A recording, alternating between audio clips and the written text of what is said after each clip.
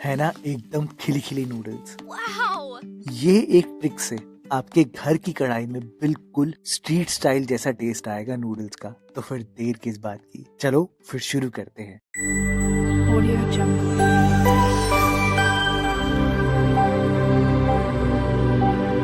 Audio Jungle. Noodles बनाने के लिए सब जो गलती करते हैं वो ये है कि नूडल्स सही से उबालते नहीं है।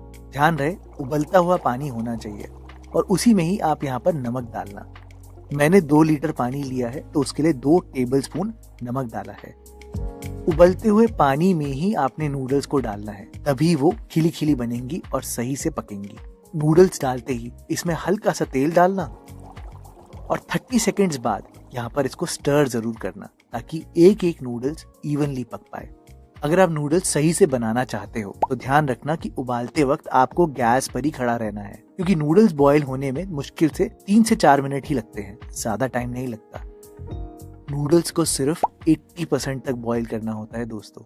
ये देखो आप, मैं जब नूडल्स खींच रहा हूँ तो ये टूट रही है, लेकिन अगर प्रेस करूँ तो अंदर से सॉफ्ट भी है। अगर ये नूडल्स आपने ज्यादा पका दी या ओवर बॉईल कर दी तो आपकी नूडल्स चिपकी चिपकी बनेंगी। जैसे ही ये 80% तक पक जाए तो फटाफट से इसको स्ट्रेन करना और सीधा ही ठंडे ठंडे पानी से वॉश कर देना, जिससे कि सारा स्टार्च बह जाए और नूडल्स एकदम खिली खिली बने। जब भी चाउमीन वाले भैया नूडल्स बनाते हैं तो वो ये जरूर करते हैं कि वॉश करने के बाद सारी नूडल्स को एकदम खुली सी प्लेट में रखते हैं। थोड़ी सी हवा लगाने के बाद इसमें फटाफट से तेल लगाते हैं। अब ये देखो मेरा हाथ देखो, अभी मैंने तेल नहीं लगाया ना, तो कैसे ये नूडल्स अपना हल्का हल्का स्टार्च छोड़ रही है। तो तेल लगाना जिससे कि आपकी नूडल्स बिल्कुल ना चिपके और इसको थोड़ी देर ऐसे ही छोड़ देना। अब आप बोलोगे सब्जी काटने में क्या है, वो तो मुझे आती ही है, लेकिन मेरी इन बातों का ध्यान जरूर देना दोस्तों। प्याज जो है उनको ऐसे स्लाइस मत करना, घुमाकर लंबा लंबा काटना, वो भी मोटा मोटा, ताकि प्याज जो है वो थोड़े खड़े खड़े रहें।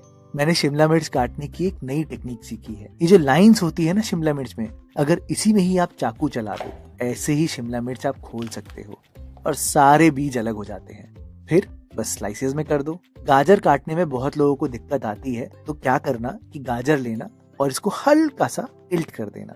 फिर जैसे सैलेड के लिए काटते हैं ना, वैसे ही काटना और इनको बिल्कुल हॉरिजॉन्टली सेट करके ऐसे ही धीरे धीरे करके चाकू चलाना और फिर देखना बिल्कुल नूडल्स जैसे गाजर के लंबे लंबे स्टिक्स मिल जाएंगे। अगर आपको लगता है कि करना मुश्किल है तो कोई नहीं, मोटे वाले ग्रेटर से ग्रेट भी कर सकते हो। आखिरी चीज, पत्ता गोभी। मैं तो हमेशा इसकी रूट निकालता हूँ और फिर सेंटर का पार्ट निकाल कर इसको जोर से मारता हूँ। ऐसे पत्ता गोभी की सारी लेयर्स खुल जाती हैं और जब इसे हॉरिजॉन्टली रखकर आप काटोगे ना तो एकदम लच्छे मिल जाएंगे आपको इसके। हरा प्याज का हरा पार्ट और व्हाइट पार्ट दोनों ही अलग करके पहले ही रखे हैं। मैंने पहले ही लहसुन और हरी मिर्चे को काट कर रखा है और जानबूझकर अदरक को नहीं डाला है, क्योंकि अदरक जो है वो पकते हुए आपकी कढ़ाई से चिपक जाती है, इसलिए अदरक डाली नहीं जाती। और अब जब नूडल्स बनानी है तो सारी चीजों को अपने स्लैब पर पहले ही रखना, एक एक चीज, नहीं तो जब चाउमीन बना रहे होगे और बाय चांस कुछ रह गया तो उसको लाने में ही आपकी सारी चाउमीन जल जाएगी। अब ये देखो, मैंने कोई वॉक नहीं लिया है, बल्कि मैंने वही कढ़ाई ली है जो कि हर घर में कॉमनली मिल जाती है, एक बड़ी लोहे की कढ़ाई। बस इस बात का ध्यान देना कि जब आप तेल डालोगे तो तेल को बहुत अच्छे से सड़ता हुआ गर्म होने देना और गरम गरम तेल को कढ़ाई में कोने कोने तक जरूर फैलाना।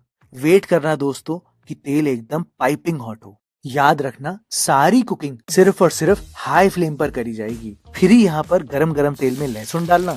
विदिन 5 सेकेंड्स में ही आपकी लहसुन पूरी पक जाएगी, तो फटाफट से यहाँ पर प्याज और हरा प्याज का व्हाइट पार्ट डालना। इसको सिर्फ 30 सेकेंड्स पकाना है, क्योंकि ये प्याज डालने से टेम्परेचर ड्रॉप होगा, जिससे कि आपकी लहसुन जलने से बच जाएगी। ये देखो आप यहाँ पर देख भी सकते हो। 30 सेकेंड्स पकाने के बाद सीधा ही हरी मिर्चे और बाकी सारी सब्जियां।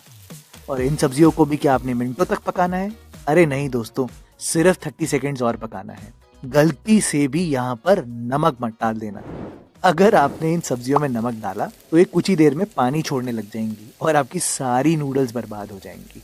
ये देखो मैंने आपको करके भी दिखाया है, ऐसी नूडल्स किसी को नहीं पसंद आती। तो नमक बिल्कुल भी नहीं डालना, बल्कि यहाँ पर आप सीधा ही नूडल्स डाल देना और इन नूडल्स के ऊपर dark soya sauce, chilli sauce, थोड़ा सा विनेगर, आप क्वांटिटी अपने हिसाब से रख सकते हो।